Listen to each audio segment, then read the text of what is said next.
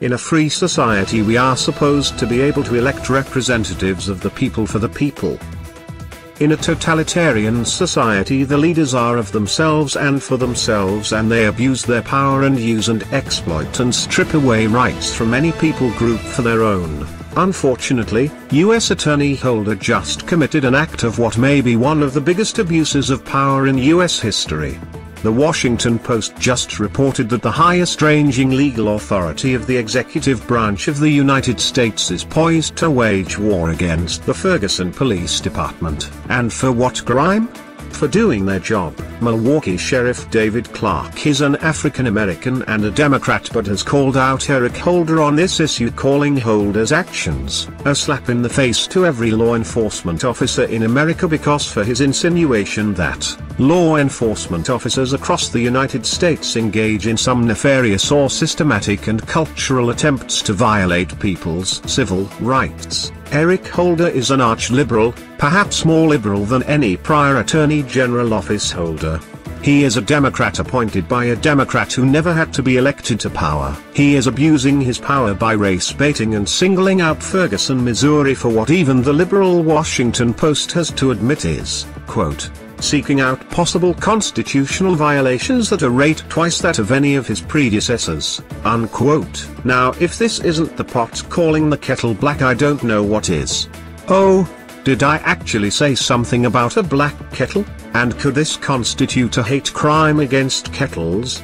Perhaps, especially when these simmering kettles are orchestrated to soon come to a roaring boil, screeching shrill accusations of racism to any white police officer daring to enforce the law without regard to skin color. So, why would Attorney General Eric Holder personally abuse the Constitution and his office by making himself the self-appointed watchdog of purported Constitution violations of others? Why would he blatantly pour gasoline on a fire to fan the flames of racism, to incite riots, murders, vandalism and who knows what else? And if Mr. Holder truly is seeking colorblind justice, why has he never taken up a single case of any black person killing a white person? Clearly no race is completely right or wrong, good or evil. Evil people do evil things regardless of the color of their skin. Good people do good things regardless of the color of their skin.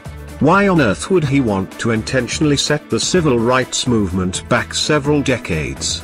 The Washington Post says, quote, Attorney General Eric H. Holder Jr. this week will launch a broad civil rights investigation into the Ferguson, Mo, Police Department, which will be conducted by the Justice Department's Civil Rights Division and follow a process similar to that used to investigate complaints of profiling and the use of excessive force in other police departments across the country, the officials said, unquote. Profiling? Did we hear profiling? If anything, this is Eric Holder profiling white police for daring to impose any sort of rule of law over the general citizenry, some of which are black. What kind of message does this send for the highest-ranking legal authority in the executive branch of the United States of America, to persecute and single out white law enforcement officials? Simple. You may arrest anyone you wish so long as they are not black. Could you imagine if this situation were reversed? Would the fine citizens of the United States in this current age stand for their government to only protect white people, and persecute black people? That would be a horrible throwback to eras of our past. Blacks, whites and all others should rightfully oppose such prejudice, as they should oppose reverse racism. Rights are rights regardless of the color of one's skin, and for those of us who may have been sitting under a rock for the past couple of weeks, this matter involves a white police officer in Ferguson, Missouri who said he shot 18-year-old African-American Michael Brown in self-defense in the line of duty on August 9, 2014. Oh, and as bad as this abuse of power may be, it's not stopping there.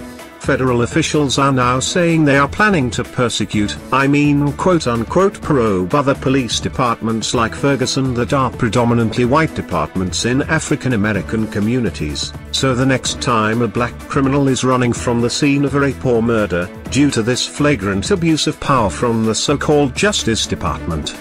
Do you suppose white police officers might just considering holding back a tiny little bit when deciding to make an arrest? You bet they will.